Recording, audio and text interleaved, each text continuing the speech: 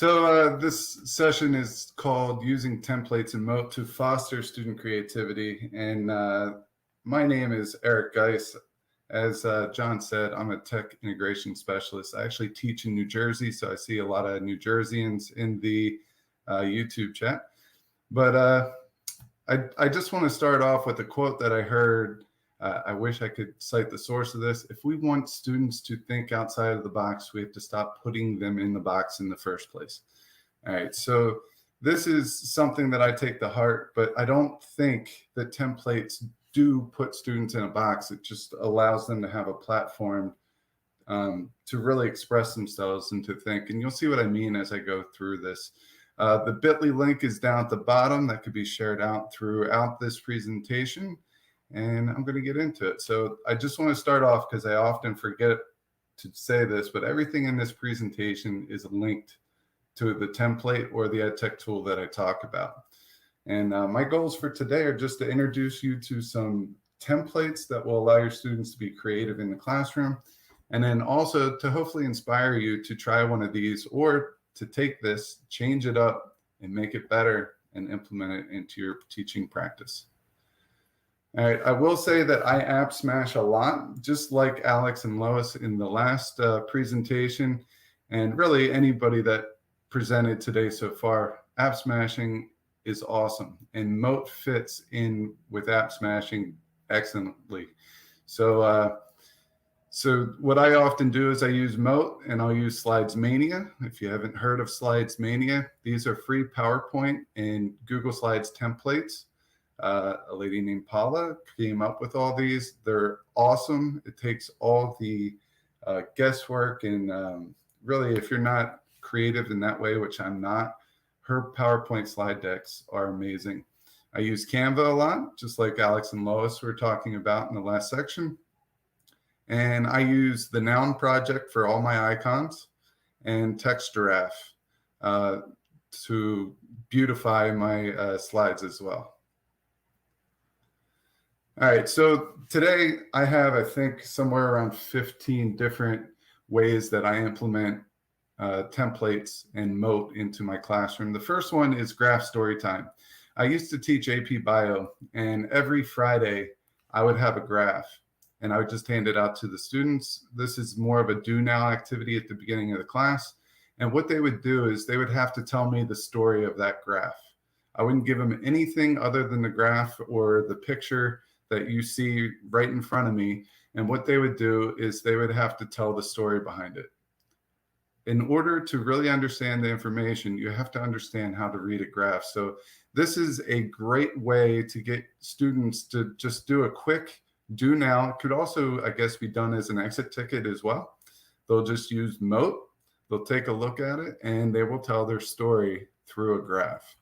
Okay, so this is going to be a very quick introduce you to the template and then move on type of an experience, just because there's so many in so short a time. The scale-o-meter. So I like to implement this one with any class, really. So if I'm working with a teacher and I'm introducing them to Mote, and one thing that they like is a resource that's a video and it's on YouTube, what I'll do is I'll just say, I'll plop in the video here. And then in this case, it's on the Revolutionary War. They'll have to watch the video. There'll be several battles in there.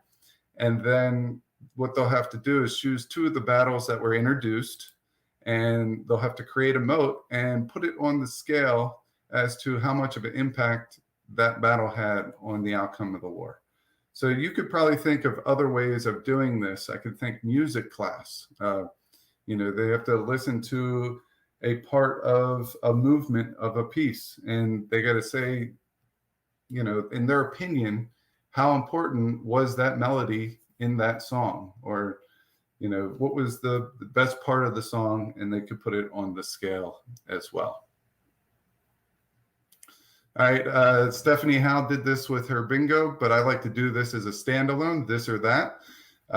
So in order to put in some background in science, I would ask them, Aristotle or Einstein, which famous academic had the largest impact in the scientific community? They'd go, they'd look up some facts on it, real quick, and then they would drop a mote in.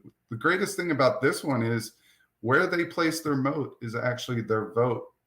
And so it's an easy way to see, where the class is kind of, where their head's at when it comes to these two scientists. You could easily implement this in March for March Madness and just do one of these a day and fill out a bracket at the front of the room. So that's just another way of thinking about it.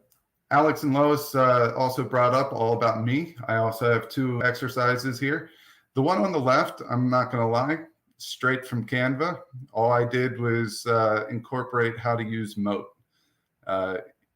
as the driving tool for this activity. So one of the first days of school, they'll fill out this, it's all in Google Slides, and where you see X's, they're text boxes, so they could easily manipulate it. And they could put pictures of themselves and a picture of their family on there. And they use Mote to kind of give a tour of their All About Me page. The other one I called their About Me picture categories, where we put some just topics here.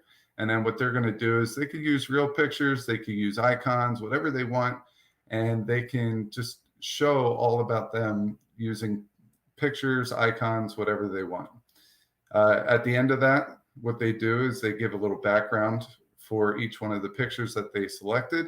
If you wanted to take this a step further, the next day, as a do now, all the students can view each other's All About Me picture categories board, and they could drop a Mote in for everything that they have in common or they have different, whichever way the teacher would like to do that.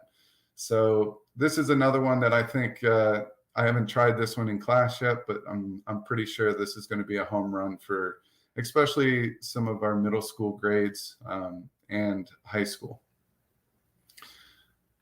The next template is the presidential Mote Map. All right, you could do so much with Mote in just taking any type of map that you want. It is so easy to really manipulate the map to show what you need it to show. So in this case, what I did is I handed out an assignment on the presidents, and each student had to find an image of their president. They had to place it on the Mote Map, whichever state that president is from. And then they also had to find out a couple other pieces of information and put that on a slide. So when they would click on Abraham Lincoln, it would go to his slide. So here's Abraham Lincoln. All these graphics here I got from Text Giraffe. You could type in any word that you want, and what it's going to do is give you about 500 to 600 different ways to represent that using these little images.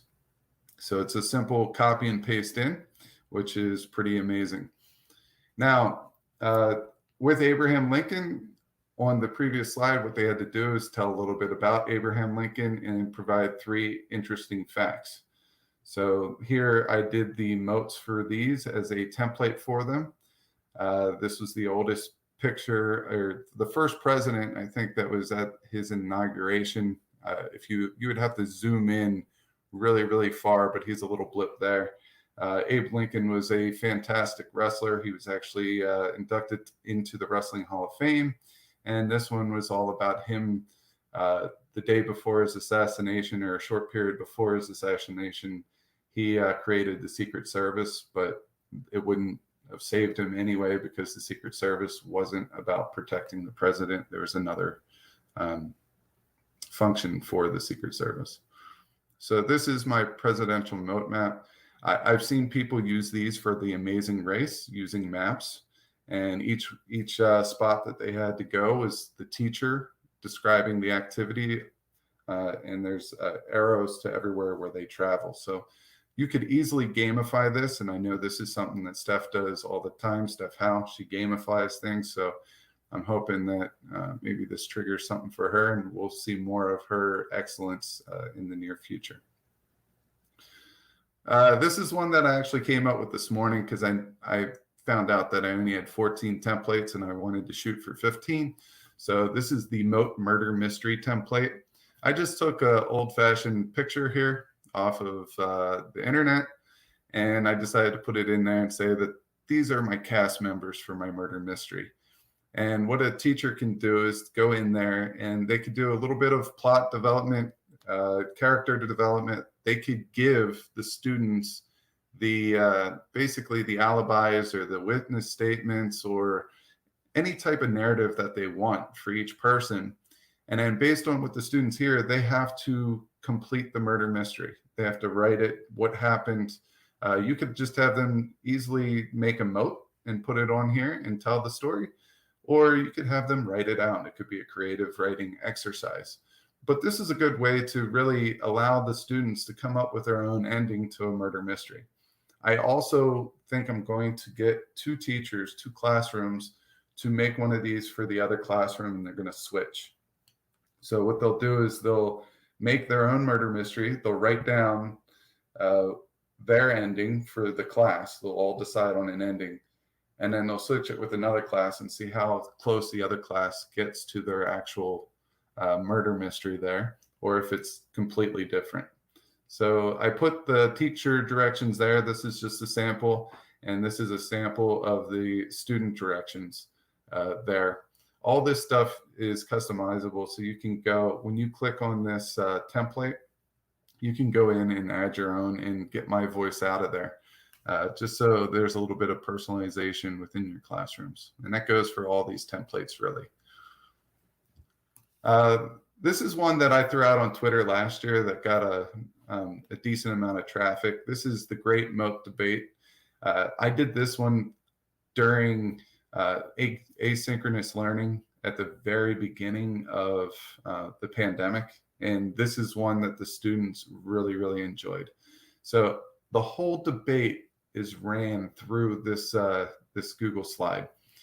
Each team had to say their position, and they drop a mote in there. They could also use a text box and type this out if they wish. And then what happened is the pros did all 3 of their arguments, the cons did their arguments, and then the next day they would go in and they would do the rebuttal to each one of the opposition's arguments. On the 3rd day, which is just at the very beginning of class, there's closing remarks. And then there are 4 different debates going on in the classroom. So if you did your debate on mountaintop mining and another group did theirs on fracking, they would switch and they would listen to each other's, and they would fill out this little rubric here, which is also with the template, and they would have to basically choose a winner on how well they debated within that debate. And the students really were passionate with this activity. So we've done this a couple times since then, even returning to school. I just use these as kind of just introductory parts of the lesson. They'll take 5 minutes at the beginning of the class to fill out their debate. And within a week's time, we would have the whole debate done. And we've only really spent 5 to 10 minutes of each class period working on it. So it's a fan favorite with the students for sure. The next one is the Mote Gallery Walk. Here are the directions. This is always in my first slide. I give them the directions. But basically, they're going to get a whole bunch of stuff together, and then they're going to use Mote to present their slide. And this is another one that we use during remote learning, but I also like to do this in science classes so they can go over their lab, especially if they're all doing a different lab. You could use them in other classrooms, such as history. If each person has a battle or a different event that led up to World War I or World War II, you could have them work on their own slide and then take some time to listen to everyone else's slides. It's just a different way for a gallery walk. I also use this in professional development. All I give them is the directions at the beginning, and then I give them a place to put their work. Their creativity after this is on their own. So this is one, I did a demo of one in a professional development with high school teachers, so in EdTech Coaches. So this is one that I did. I wanted to create a collection of educators And I wanted to really showcase everyone's strengths and how everyone could help each other out. So what we did is we made this, and this is one of the examples that was made. So, I mean, look at, he is super qualified for a lot of things. This is awesome. So by sharing that out at a professional development, if someone had a question on Edpuzzle and they saw Dan's slide, they could go back and reach out to Dan and ask for help. And I think that's just a powerful introductory way of doing professional development, especially with people that you do not know. All right, just a couple more. I know I'm flying through these. The next one is investigating leadership. I often like to utilize YouTube into my templates, and this is another one. So the first part is in a text box. They're just going to define leadership and what it means to you. So this is going to be different. Everyone looks for a different type of leader. I know being a coach, when we are selecting captains, my leaders aren't always the most verbal. Sometimes they lead by action. But there's a whole bunch of different qualities that make up an excellent leader. So first thing we want to do is create a collection of definitions that we could use for leadership. Maybe as a class, we take all these definitions and we make a super definition in our class as what defines a leader. Then what I want them to do is find 2 examples of leadership. It could be a YouTube video. It could be an article. It could be a picture. I know that there's a picture going around Twitter right now with the Little League World Series. The one kid got hit by the pitcher in the helmet, and the pitcher was really shaken up about it. So there's a picture going around of the batter went out to the pitcher and consoled him. So to me, that can demonstrate a leader. So a picture would do just fine then there. And once they find their 2 examples, they got to explain them. So what they'll do is drop a note into each one of these. Oftentimes I'll ask them to put like 2 adjectives that describe the leader down here from their 2 examples, and then use the Mote to really bring that adjective to life and go into depth. The story tree is how does the story grow? So this could be either they read a story or they're going to write a story. So this is their pre-writing exercise. What's the setting going to be like? Who are the characters? What's the conflict? What's the resolution? How is it all going to end? Any main ideas in there?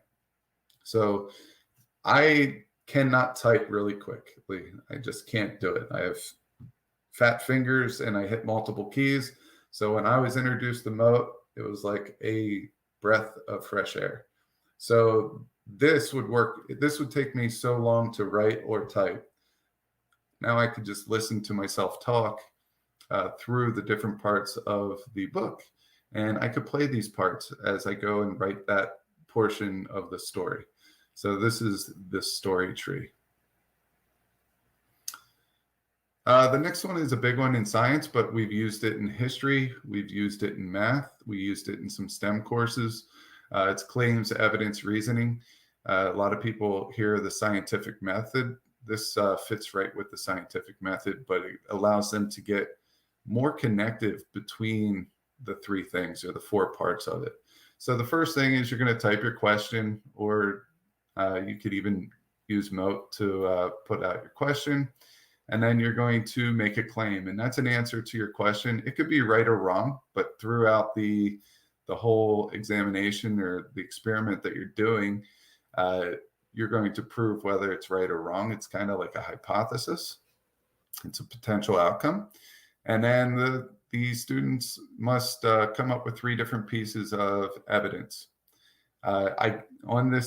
Within this template, there's 3 different evidence sheets. You can make more. You could take some out if you want. There's also a rubric that's going to help students kind of get on the right track. But within this, they're going to place their evidence here. So it's typically going to be a picture or some type of graph, or it could be notes or something along those lines. And then what they're going to do is they're going to use Mote to explain what's going on with these trends. So they'll put it on their evidence sheets. And then finally, the third part is reasoning. So once you have your evidence, it's basically the connection between the evidence and your claim that makes everything come together. And oftentimes in science, I tell them that I want them to make sure that they use scientific principles and theories and definitions within their reasoning, just so I know that they truly get what's happening between the claim and the reasoning. All right, here's another Mote pre-writing template. It's kind of the same thing, but the visual is what the English and language arts teachers really like with this, and it's a more simple way of organizing it than the tree. So exposition, rising action, climax, falling action, and resolution. So once again, they're just putting their motes next to each part, and they're off to the races. All right, the book report template. Oftentimes we get a lot of stuff where students just write out stuff. It might be Cliff Noted or Spark Noted or whatever new things that they have now. I know Nicholas at the very beginning was talking about moments where you're no longer very cool. I made a Wizard of Oz reference at the end of last year, and there were a couple kids that had no clue what that was. I know another one was Gilligan's Island. But a lot of students don't know what Cliff Notes are anymore. They're on to the next new thing. So this all fits within that. But this is just another way of doing it. If you just say that students have to do 3 of these a quarter or 2 of these a quarter, and you give them this template, they could put a copy or an image of the book here, and then they're going to identify 3 to 5 themes of that book. And then they're going to pull out specific examples that are found in the book. Maybe they put the page number if it's a book that everyone has to read, so they could go reference it. And then finally, they're going to make connections between these themes and these examples to their everyday life. I think this is a more impactful way. The students really take this one in, and they enjoy doing this one rather than trying to do a cookie cutter book report. And so I know during remote learning, this was one of the templates that the teachers that I work with, that they really enjoyed. All right, the next one is a public service announcement. I see I'm getting close on time, but luckily I'm coming to the end here. The next one's my public service announcement, PSA. This could be a standalone activity, but it also could be a storyboard if you're going to make a video, or if you're going to make a poster or something like that. So what's something in the world going on that people should know about? Have a summary there, put 2 pieces of evidence, and explain what the evidence is showing. Here are the 2 evidence spots. How can people help make a difference? So this is the identifying the problem and kind of coming up with the solution. And then finally, are there any charities or organizations that support this change? And so this is another gallery walk opportunity where everyone does something different, and then they go and they're introduced. A lot of times students want to learn and go after opportunities. They just don't know where to look. And I think this is a great way to provide, information for them to go to.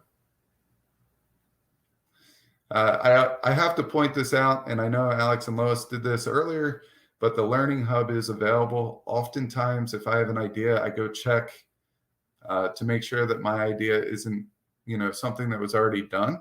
Or if it was already done, is there a way that I can make it better? Or is there a way that I can add to it?